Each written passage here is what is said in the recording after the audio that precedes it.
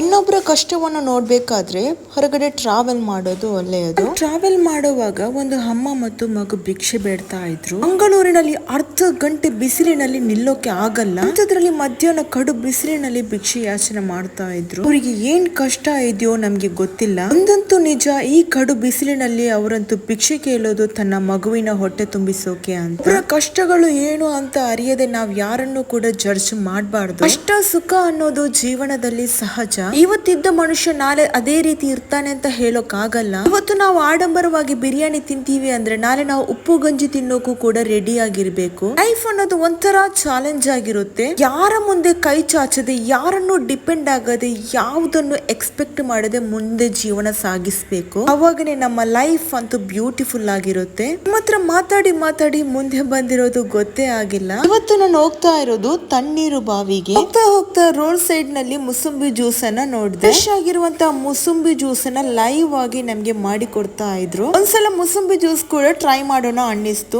Already ಅವರು mosambi juice ನ ಸಿಪ್ಪೆಯನ್ನ ತೆಗೆದು ರೆಡಿ ಮಾಡಿಟ್ಟಿದ್ರು. ತುಂಬಾ ಹೊರಗಡೆ ಹೀಟ್ ಇದೆ, ಹಾಗೇನೆ ತುಂಬಾ ಬಿಸಿಲು ಇದೆ. ಐಸ್ ಹಾಕಿರುವಂತ ಜ್ಯೂಸ್ ಕುಡಿಯೋದೇ ಇದ್ರೆ ನಡೆಯೋದೇ ಇಲ್ಲ. ಹಾಗೆ ಜ್ಯೂಸ್ ಗೆ ಶುಗರ್ ಕೂಡ ಆಡ್ ಮಾಡಿದ್ರು. ಸ್ವಲ್ಪ ಸಾಲ್ಟ್ ಅನ್ನ ಆಡ್ ಮಾಡಿ ಚೆನ್ನಾಗಿ ಮಿಶ್ರಣ ಮಾಡ್ತಾ ಇದ್ದಾರೆ. ಸೊ ಟೇಸ್ಟ್ ಅಂತ ನೋಡುವಾಗ ತುಂಬಾ ತುಂಬಾ ಟೇಸ್ಟಿ ಆಗಿತ್ತು. ಮಂಗಳೂರಿನ ಬಿಸಿಲಿಗೆ ಮುಸುಂಬಿ ಜ್ಯೂಸ್ ತುಂಬಾನೇ ಹೆಲ್ದಿ ಆಗಿರುತ್ತೆ. ಫಸ್ಟ್ ನಾವು ಬೀಚ್ ಗೆ ಹೋಗೋಣ ಅಂತ ಪ್ಲಾನ್ ಮಾಡಿದ್ವಿ. ಸೊ ಎಷ್ಟು ಚೆನ್ನಾಗಿದೆ ತಣ್ಣೀರು ಬಾವಿ. ಮಂಗಳೂರಿನಲ್ಲಿ ತಣ್ಣೀರು ಬಾವಿ ಬೀಚ್ ತೋರಿಸಿ ಅಂತ ಒಬ್ರು ಕಮೆಂಟ್ ಮಾಡಿದ್ರು. ನಾನು ಕೂಡ ಅಷ್ಟೇ ಮಂಗಳೂರಿನಲ್ಲಿ ತಣ್ಣೀರು ಬಾವಿ ಬೀಚ್ ಗೆ ಫಸ್ಟ್ ಟೈಮ್ ಹೋಗ್ತಾ ಇದ್ದೀನಿ. ಆ ಊರೇ ನೋಡಕ್ಕೆ ತುಂಬಾ ತುಂಬಾ ಚೆನ್ನಾಗಿದೆ. ಬೀಚ್ ಏರಿಯಾ ಊರಂತೂ ನೋಡಕ್ಕೆ ತುಂಬಾ ಚೆನ್ನಾಗಿತ್ತು.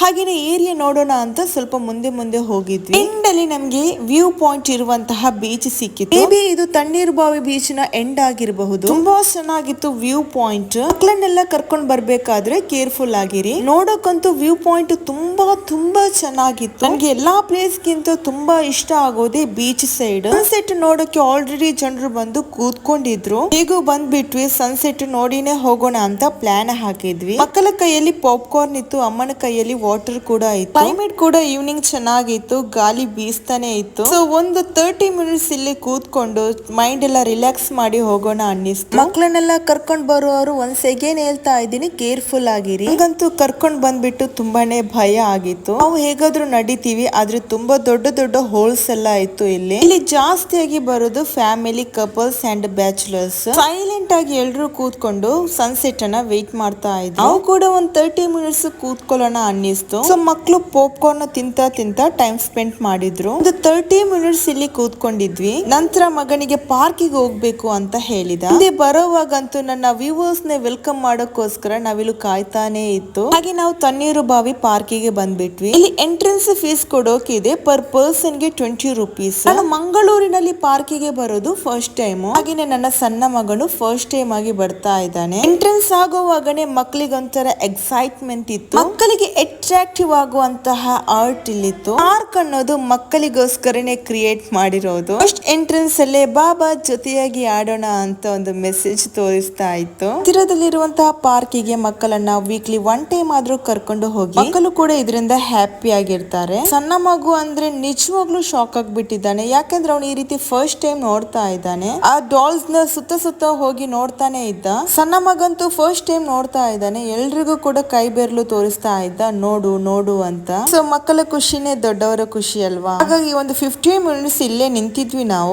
ಮುಂದೆ ಹೋಗೋವಾಗಂತೂ ಇಷ್ಟು ನೋಡಿದೆ. ಬಡಗಟ್ಟು ಜನಾಂಗ ಅಂದ್ರೆ ಕಾಡು ಮನುಷ್ಯರು ಅಂತಾರೆ. ಕಾಡು ಮನುಷ್ಯರಿಗೆ ಭಾಷೆಗಳಿಲ್ಲ.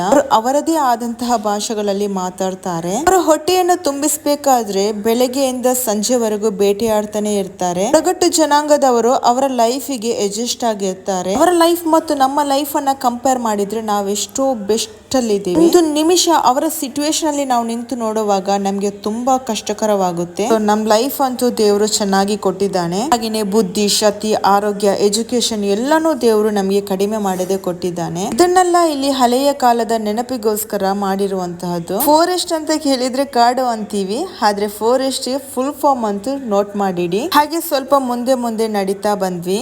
ಋಷಿಮುನಿ ಎಲ್ರಿಗೂ ಗೊತ್ತಿದ್ಯಲ್ವಾ, ಹೇಳ್ಬೇಕಾದ ಅವಶ್ಯಕತೆನೇ ಇಲ್ಲ. ಹಳೆಯ ಕಾಲದಲ್ಲಿ ಏನಾದ್ರೂ ಹೆಲ್ತ್ ಇಶ್ಯೂಸ್ ಎಲ್ಲ ಬಂದ್ರೆ ಋಷಿ ಮುನಿಯಿಂದ ಹಸಿ ಮದ್ದು ತಗೊಳ್ತಾ ಇದ್ರು. ಆ ರೀತಿಯ ರೋಗಗಳಿಗೂ ಕೂಡ ನೈಸರ್ಗಿಕವಾಗಿ ಸಿಗುವಂತಹ ಎಲೆಗಳಿಂದ ಹಸಿ ಮದ್ದು ಪ್ರಿಪೇರ್ ಮಾಡಿ ಕೊಡ್ತಾ ಇದ್ರು. ಬಟ್ ಇವಾಗಿನ ಕಾಲದಲ್ಲಿ ತುಂಬಾನೇ ಚೇಂಜಸ್ ಆಗಿದೆ. ಪ್ರತಿಯೊಬ್ರು ಕೂಡ ಡಾಕ್ಟರ್ನ ಮೊರೆ ಹೋಗ್ತಾರೆ. ಹಸಿ ಮದ್ದು ಅನ್ನೋದು ಇವಾಗ ಇಲ್ವೇ ಇಲ್ಲ. ಹಣ್ಣಿನಿಂದ ತಯಾರಿಸಿದ ಈ ಒಂದು ಹಾರ್ಟಿಗೆ ಹ್ಯಾಂಡ್ಸ್ ಆಫ್ ಹೇಳ್ಲೇಬೇಕು, ಯಾಕಂದ್ರೆ ಅಷ್ಟು ಚೆನ್ನಾಗಿ ಅಂಡ್ ಪರ್ಫೆಕ್ಟ್ ಆಗಿ ಮಾಡಿದ್ದಾರೆ. ನಿಮ್ಮನ್ನ ವೆಲ್ಕಮ್ ಮಾಡೋಕೋಸ್ಕರ ನವಿಲು ಬಂದಿದೆ. ಪಾರ್ಕ್ ಅಲ್ಲಿ ನಡೆಯೋಕೆ ತುಂಬಾನೇ ಲಾಂಗ್ ಇದೆ. ಮುಂದೆ ಹೋಗುವಾಗ ಮಂಗಳೂರಿನ ಹಿಸ್ಟ್ರಿ ಅಂತೂ ನಿಮ್ಗೆ ನೋಡಬಹುದು. ಮಂಗಳೂರು ಕುಡ್ಲ ಅನ್ನೋದು ಫೇಮಸ್ ಆಗಿರೋದೇ ಫಿಶ್ ಇಂದ. ಅದ್ರಲ್ಲೂ ಕ್ರ್ಯಾಬ್ ಫಿಶ್ ಅಂದ್ರೆ ಯಾರಿಗೆ ಇಷ್ಟ ಇಲ್ಲ ಹೇಳಿ. ದೊಡ್ಡ ಫಿಶ್ ಕ್ರ್ಯಾಬ್ ನ ಕಾಲು ಮುರಿದು ಹೋಗಿದೆ. ಯಾರಿಗಾದ್ರೂ ಕ್ರ್ಯಾಬ್ ಇಷ್ಟ ಇರುವವರು ಇದ್ರ ಕಾಲನ್ನ ತಕೊಂಡೋಗಿ ಪದಾರ್ಥ ಮಾಡಿ. ಪದಾರ್ಥ ಟೇಸ್ಟಿ ಆಗಿದ್ರೆ ಪಾರ್ಸಲ್ ಮಾಡಿ ಕಳ್ಸೋಕಂತೂ ಮರೆಯದಿರಿ. ಜಸ್ಟ್ ಜೋಕ್ ಮಾಡಿದೆ ಅಷ್ಟೇ. ಅಂಜಲ್ ಫಿಶ್ ಅಂತ ಇಲ್ಲಿ ಹೈಲೈಟ್ ಮಾಡಿಟ್ಟಿದ್ದಾರೆ. ಇನ್ನೂ ಕೂಡ ಮುಂದೆ ಹೋಗೋಕೆ ಇದೆ ಡಿಯರ್ಸ್, ವೇಟ್ ಮಾಡಿ. ಹೀಗೆ ಬೋರ್ ಆಗದೆ ಇರೋಕೋಸ್ಕರ ಅವಾಗ ನವಿಲು ಬರ್ತಾನೆ ಇರುತ್ತೆ.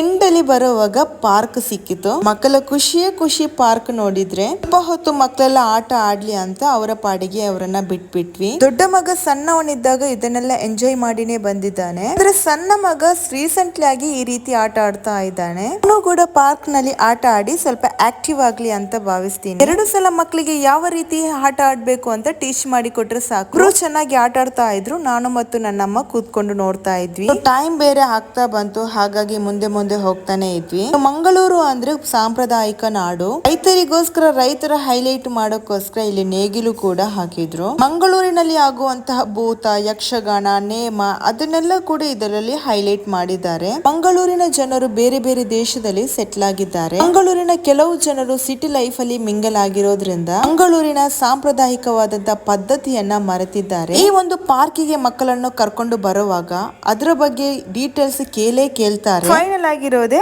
ಐರಾವತ ಅಂದ್ರೆ ಆನೆ. ಪಾರ್ಕಿಗೆ ಬಂದ್ರಂತೂ ಮಕ್ಕಳು ಹೋಗೋಕನೆ ಕೇಳಲ್ಲ.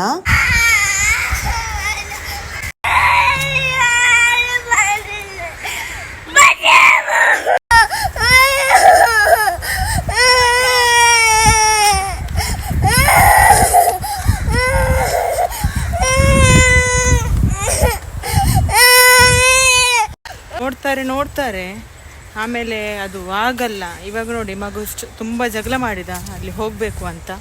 ಬಟ್ ನಾವು ಅದನ್ನು ಕೇರ್ ಮಾಡದೇ ಇದ್ರೆ ನಮ್ಮ ಹಿಂದೆನೇ ಬರ್ತಾರೆ. ಇನ್ ಕೇಸ್ ಅವರನ್ನು ಕೇರ್ ಮಾಡ್ತಾ ಇದ್ರೆ ಜಗಳ ಮಾಡ್ತಾನೆ ಇರ್ತಾರೆ. ಟೈಮ್ ಆಯಿತು ಆಲ್ರೆಡಿ, ಮಕ್ಕಳಿಗೆ ರಾತ್ರಿ ಆಗ್ತಾ ಬಂತು, ಕತ್ತಲಾಗ್ತಾ ಬಂತು. ಹಾಗಾಗಿ ಹೋಗೋಣ. Thank you for watching. Bye.